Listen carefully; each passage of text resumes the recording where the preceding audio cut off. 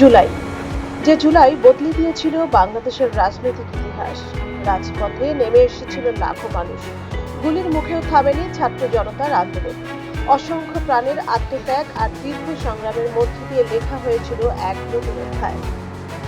সেই জুলাইয়ের স্মৃতি, শহীদদের আত্মত্যাগ, আহত যোদ্ধাদের সাহসিকতা এবং গণ অভ্যুত্থানের পুরো ইতিহাস এবার সংরক্ষিত হলো এক ছাদের নিচে।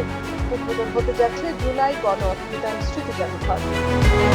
বুধবার ৫ আগস্ট সকালে প্রধানমন্ত্রী তারেক রহমান আনুষ্ঠানিকভাবে এই জাদুঘরের উদ্বোধন করবেন।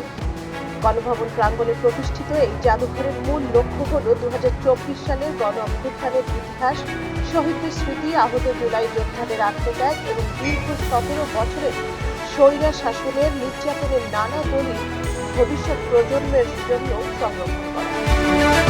মঙ্গলবার সচিবালয়ে এক ব্রিফিংয়ে সাংস্কৃতিক বিষয়ক মন্ত্রী নিতাই রায় চৌধুরী জানান, উদ্বোধনী অনুষ্ঠানে জুলাই যোদ্ধা ও শহীদ পরিবারের সদস্যরা স্মৃতিচারণ করবেন।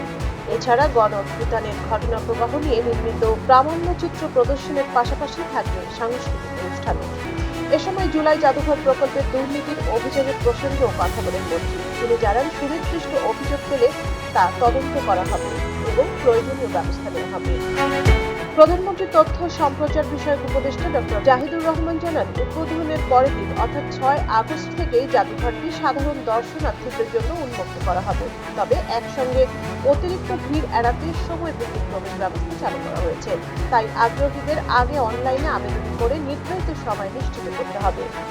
স্বৈরশাসক শেখ হাসিনা সরকারের পতনের পর ২০২৪ সালের ৬ আগস্ট গণভবনের দায়িত্ব নেয় বাংলাদেশ সেনাবাহিনী। পরে অন্তর্বর্তীকালীন সরকারের সিদ্ধান্তে সাবেক প্রধানমন্ত্রী সরকারের বাসভবন গণভবনকে রূপান্তর করা হয় জুলাই গণ অভ্যুত্থান স্মৃতি জাদুঘরে।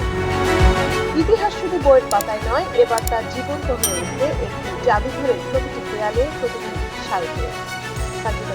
সারা বাংলা।